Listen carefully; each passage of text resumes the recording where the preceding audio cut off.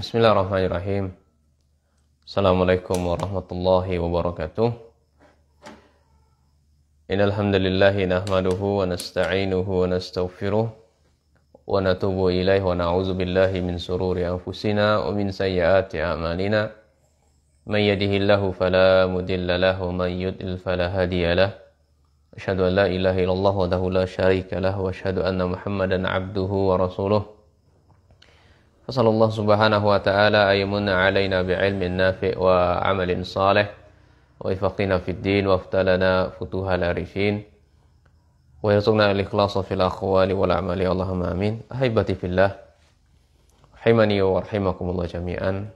Alhamdulillah bitaufiqillah subhanahu wa ta'ala para santri yang saya muliakan di Allah subhanahu wa ta'ala, kita lanjutkan pembacaan kitab Samaratul Ilmi. Buah dari ilmu adalah al-amalu. Ini diamalkan. Kita masuk poin yang kedua dari kitab ini adalah, di mana poin pertama itu membahas tentang keutamaan dari ilmu. Ada 8 keutamaan yang kita sebutkan di situ. Alhamdulillah sudah selesai. Ya. Kemudian kita masuk poin yang kedua adalah buah dari ilmu itu adalah ini diamalkan. Nah di sini ada 10 ya, kata Syekh di sini ada 10. Buah dari ilmu diamalkan itu ada 10. Insyaallah akan satu persatu kita akan pelajari. Nah, yang pertama adalah al-amru awalu. Poin yang pertama, qala muallif rahimahullah taala, al-ilmu wal amalu maqsudun al-khalqi. Ya masyaallah ya. Penciptaan Allah ini seperti kita yang ada di sekarang ini, kemudian makhluk-makhluk Allah yang lainnya, jin dan manusia, mereka itu dituntut untuk berilmu kemudian beramal. Makhluk Allah, manusia, jin, semua makhluk Allah yang terhitung makhluk Allah itu dituntut oleh Allah ilmu dan amal. Makanya al-ilmu dan amal itu adalah maksud penciptaan. Al-iqtida al-ilmi al-amal wadihun min haitsu anna kila amrayni maqsudun khalqi. Ini yang kita sebutkan tadi, bahwasanya iqtida al-ilm, konsekuensi dari ilmu mengamalkan itu sudah jelas, di mana kedua perkara ini adalah maksud penciptaan. Maksud dari penciptaan.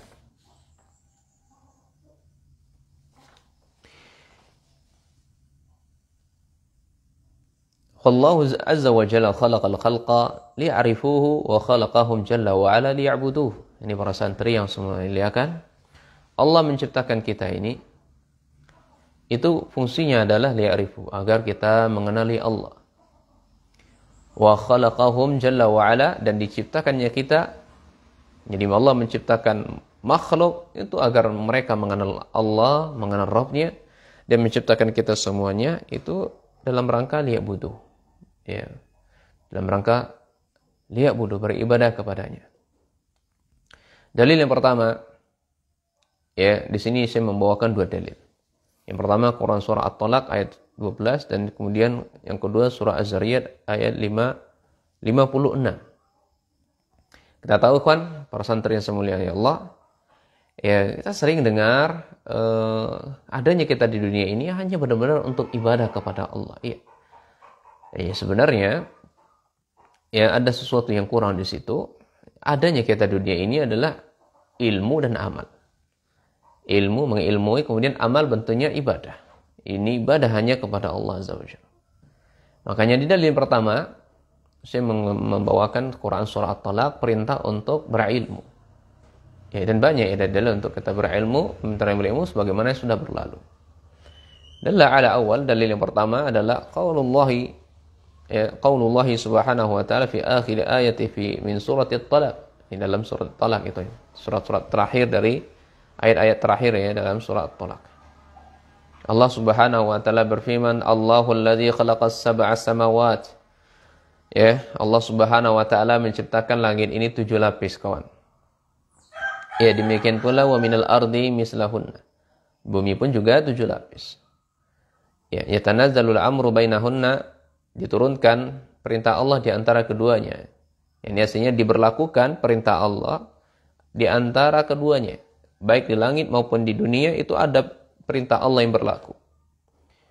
Tujuannya adalah lita'lamuna annallaha, agar mereka mengetahui bahwasanya Allah Subhanahu wa taala ala kulli syai'in qadir. Ini mengetahui segala sesuatu, enggak ada satupun yang luput dari pengawasan Allah. Allah tahu itu semua.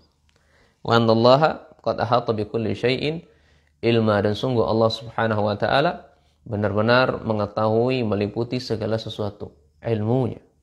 Nah, ya, makanya dalam firman Allah ini perkataan khalaqa, kalimat khalaqa itu digandingkan dengan lita'lamu. Setelah penciptaan, kita diciptakan oleh Allah, ya.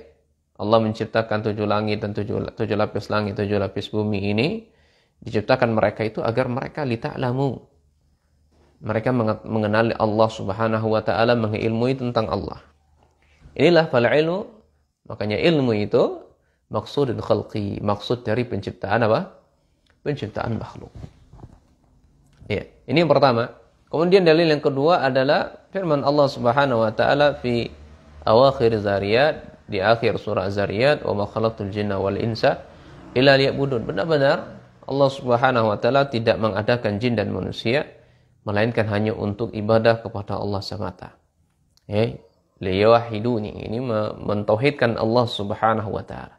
Allah sebutkan jin yang pertama, baru kemudian manusia, karena memang jin itu lebih awal diciptakan oleh Allah Subhanahu wa taala ketimbang manusia. Memang jin yang pertama. Makanya Allah sebutkan jin yang terlebih dahulu. Ya, ini ikhwan sekalian, ini membuktikan dua dalil di atas menyebutkan, menjelaskan kepada kita diciptakannya kita, diadakannya kita di muka bumi ini tidak lepas dari dua hal. Pasti dia mengilmu kemudian diamalkan. Makanya ya, tuntutan seseorang hamba ketika dia berilmu dan dia amalkan. Jangan sampai dia dimurkai oleh Allah Subhanahu wa taala. Baik, kemudian ikhwan sekalian, para santri yang dirahmati Allah Subhanahu wa taala, wal ilmu wa ibadatu kullun minhuma maqsudu khalqih. Makanya ilmu dan ibadah. Ya, ilmu, ibadah. Ibadah itu adalah amal. Maka ilmu dan ibadah, kullu minhuma, keduanya adalah maksudun khalqi, maksud diciptakannya makhluk. Wal ibadatu la takunu illa bi ilmin nafi' muqarribi ila Allah. Enggak mungkin nih, ikhwan. Mustahil seseorang itu ketika dia beribadah tapi tidak dasari ilmu, enggak mungkin. Ibadah itu ada karena dengan ilmu. Ya. Ibadah itu terwujud melainkan dengan ilmu yang bermanfaat, yang mendekatkan diri kepada Allah Subhanahu wa taala. Ya. Faman 'alima wa 'amala, siapa di antara kita yang memiliki ilmu kemudian dia mengamalkan ilmu tersebut, ya, maka huwa allazi haqqaqal maqsuda khalq, maka dia sudah merealisasikan hakikat penciptaan makhluk. Hakikat penciptaan makhluk. Ilmu dan amal. Ini hakikat adanya kita ini adalah untuk ilmu dan amal. Oleh karenanya, oleh hadza qala ahlu ilmi, para cendekiawan, mereka mengatakan at-tauhidu alladzi khuliqna li ajlih. Adanya kita di sini itu dalam rangka untuk mentauhidkan Allah Subhanahu wa taala. Wa ujidna li tahqiqihi lahu janiban. Dan adanya kita ini itu dalam rangka merealisasikan dari dua sisi sudut pandang. Ya, janibun ilmiyun wa janibun janibun amali. Ini dari sisi atau aspek atau tauhid ilmiyun atau tauhid amaliyun. Nah, ini dari para ulama juga membagi seperti ini. Tauhid itu ada disebut dengan tauhid ilmi dan juga tauhid amali. Ya, kalau tauhid ilmi itu adalah maksudnya tauhid rububiyah. Ya, tauhid rububiyah, dan juga termasuk juga sifat Allah Subhanahu wa taala juga dalamnya. Karena dalam tauhid rububiyah itu harus kita, poin pentingnya adalah ilmu dan yakin.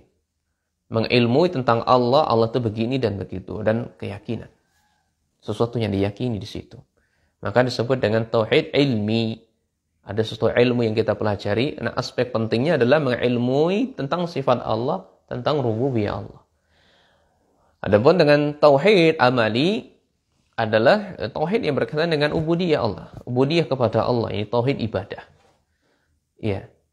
Ya, pokoknya manusia itu ibadah kepada Allah. Ya. Ini memang ada sebagian ulama membagi tauhid itu dibagi menjadi 3. Tauhid rububiyah, uluhiyah, asma wa sifat. Ala kulli hal, ini pembagian seperti ini tidaklah silang pendapat dengan pembagian tauhid yang kedua. Ya, kalau tauhid ilmi tadi kan jelas ya. Tauhid rububiyah dan tauhid asma wa sifat. Kalau tauhid amali adalah tauhid uluhiyah. Pembagian seperti ini memang sudah ada zaman Nabi SAW. Ya ini tidaklah dikatakan bid'ah, tidak ya. Ini dalam rangka untuk memudahkan para santri-santri, para pelajar itu belajar saja. Tidak ada keterangan dari Nabi SAW, tauhid itu 3, ini enggak ada. Ya tidak ada. Anda memudahkan saja agar kita belajarnya bagus. Sama ya kita belajar dengan ilmu nahwu saraf itu zaman Nabi SAW tidak menyebutkan. Fi'il mana, fi'il terbagi menjadi sekian macam, ya. Kemudian tanda-tanda fi'il itu zaman Nabi SAW memang tidak ada. Demikian pula hadis sahih, hadis maudhu, hadis palsu, hadis. Ini enggak ada istilah-istilah seperti ini dari Nabi SAW, tidak ada. Ya. Memang para ulama saja yang membuatkan istilah-istilah seperti itu agar mudah saja belajarnya. Ala kulli hal, kita manhaj salaf tidak membagi tauhid itu mengada-ada, tidak. Memang para ulama membagi ini berdasarkan istiqra', penelitian dari dalil-dalil yang ada yang terambil dari Al-Qur'an dan sunnah Nabi alaihi salatu wassalam. Kemudian ada lagi mengatakan tauhid itu adalah tauhid fil ma'rifati wal isbat. Ini tauhid dalam pengenalan, ya, artinya pengetahuan. Wal isbat, ini keyakinan, penetapan. Ini disebut dengan tauhid rububiyah dan tauhid asma wa sifat. Wa tauhid fil iradati wa talab, ini tauhid iradah dan talab, uluhiyah dan wa talab, ini tuntutan. Maka ikhwan sekalian, ya, fala budda min amrayni litahaqqaqal ubudiyyah. Ya, oleh karenanya ikhwan sekalian, wajib ya kedua hal ini, dua perkara ini kita realisasikan, tauhid ibadah dan tauhid ilmi, agar liyakuna al-'abdu min ibadillahi haqqan, ya, agar seorang hamba dari hamba-hamba Allah itu dia beribadah kepada Allah dengan benar, yang muti'ina lahu, taat kepadanya subhanahu wa ta'ala dengan sidqan, dengan cara yang benar. Faman kana dza ilmin bila amalin, siapa di antara kita yang tidak memiliki siapa di antara kita yang memiliki ilmu namun dia enggak mau mengamalkannya, maka fa huwa maktubun alaih, orang ini seperti ini dimurkai oleh Allah. Orang seperti ini dibenci oleh Allah. Dia berilmu namun tidak beramal, dia orang ini dimurkai oleh Allah Subhanahu wa taala. Ya. Yubawa bi ghadabillah, kenapa mereka dimarahi oleh Allah Subhanahu wa taala? Mereka jadi Allah marah kepada orang ini li'annahu lam yuhaqqiq maqsud al-ilm. Karena mereka tidak merealisasikan maksud dari ilmu tersebut. Sehingga Allah marah. Tidak merealisasikan maksud dari ilmu. Maksud ilmu adalah untuk diamalkan. Dia memiliki ilmu tapi enggak mengamalkan. Faman kana shahibul amali, siapa yang memiliki amal, ya, ini orang yang banyak melakukan amalan, wajiddin wa ijtihadin fil ibadah, sungguh-sungguh sekali ya, semangat sekali dalam ibadahnya ini, maka ketika dia beribadah banyak amal saleh, semangat dalam beribadahnya sungguh-sungguh, tapi bila ilmin tidak ada ilmu, ya, nyaris tidak ada dasar ilmunya, fa huwa dhallun. Bisabilillah, orang seperti ini adalah dhallun, tersesat dari jalan Allah Subhanahu wa taala, wasiratihi al-mustaqim, dan mereka ini tersesat dari jalan Allah yang lurus.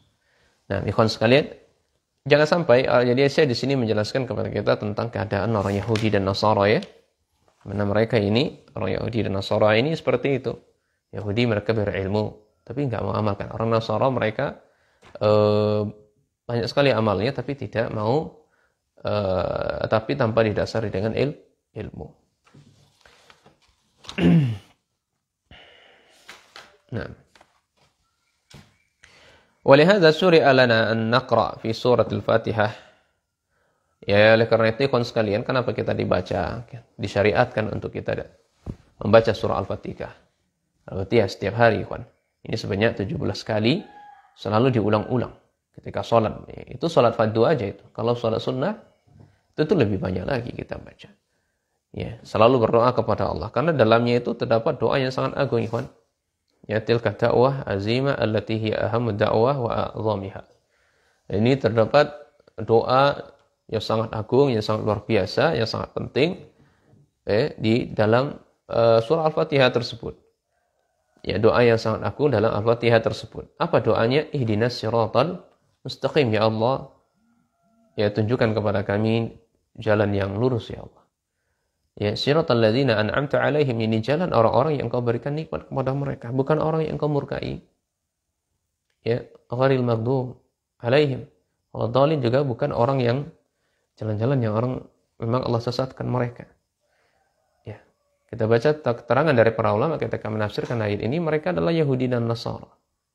Yahudi mereka dimurkai oleh Allah, ya, dan orang yang disesatkan oleh Allah adalah mereka orang Nasara. Adapun siratal ladzina an'amta alaihim, itu mereka adalah para sahabat. Ya, Nabi sallallahu alaihi wasallam, para sahabat, mereka berilmu kemudian mengamalkan ilmunya. Mereka berilmu kemudian mengamalkan ilmu mereka. Ya, fal mun'amu alaihim hum ahlul ilmi wa ilman. Ini disebutkan oleh Syekh Abdul Razak di sini, ya, hafizahullah taala. Orang yang Allah berikan nikmat kepada mereka, mereka adalah orang yang berilmu kemudian dia mengamalkan ilmu tersebut.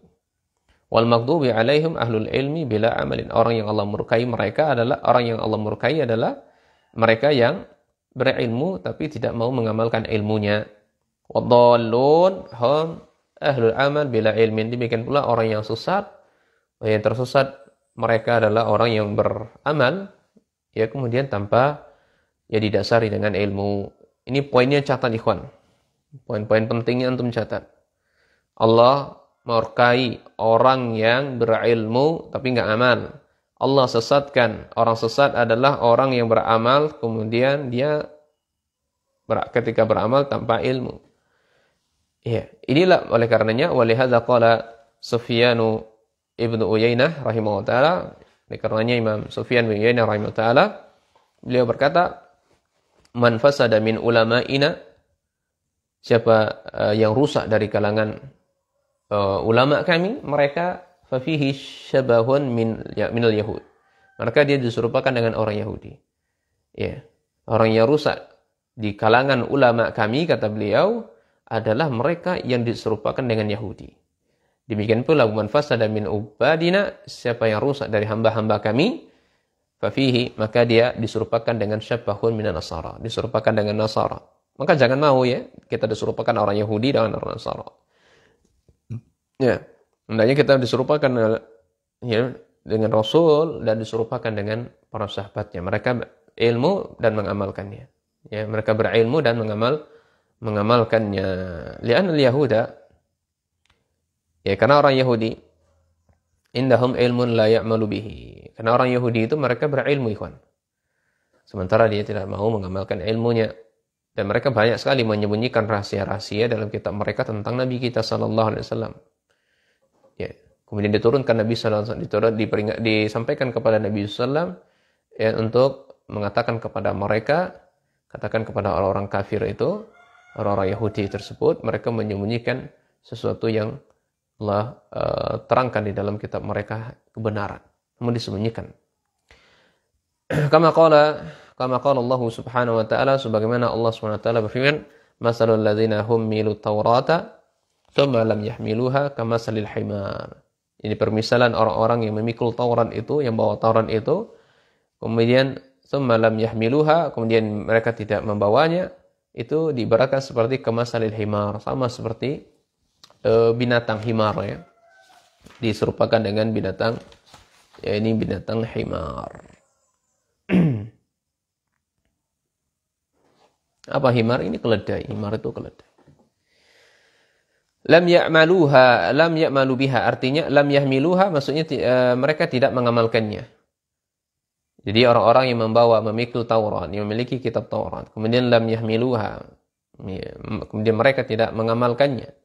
Hafadhuha, tidak menghafalnya, tidak menjaganya. Wa fahamuhu, madallat alaihi, dan tidak memahaminya apa yang saja yang dikandung dalam kitab mereka tersebut.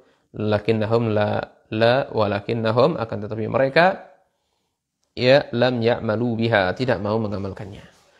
Kemudian wa man fasada min ubadina fa fihi syabahun minal nasara.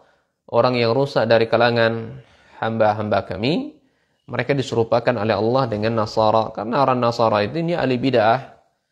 Orang Nasara itu ahli bid'ah, suka ngarang-ngarang ibadah, suka mencetuskan ide-ide baru, kreativitas baru dalam ibadah. Ya, wa ibadat wal ihdas wal ibadat. Ya, ibadat. Anzalallah, padahal Allah Subhanahu wa taala tidak menurunkan dari pembendaraan ilmunya biha minal sultan. Ya, walam yushra'ha, dan Allah Subhanahu wa taala pun juga tidak mensyariatkannya. Ya. Untuk liibadihi, untuk hambanya. Walam yu'zana, tidak diizinkan oleh Allah Subhanahu wa taala liibadihi biha, untuk mengibadahi Allah dengannya. Ini ikhwan, semoga bermanfaat untuk kami dan kaum muslimin. Poinnya adalah adanya kita di sini. Semua makhluk yang ada itu memang diciptakan mereka untuk berilmu dan untuk beribadah kepada Allah Azza wa Jalla. Bukan hanya sebatas ibadah saja, namun tidak memiliki ilmu, ini enggak benar. Jadi ilmu, ibadah, itulah fungsi diadakannya kita di dunia. Di dunia ini berilmu, kemudian setelah memiliki ilmu mengamalkan ilmu yang sudah kita miliki. Semoga kita mendapatkan orang-orang yang Allah berikan nikmat kepada mereka, kepada kita, ya, disamakan dengan Rasul sallallahu alaihi wasallam dan para sahabatnya.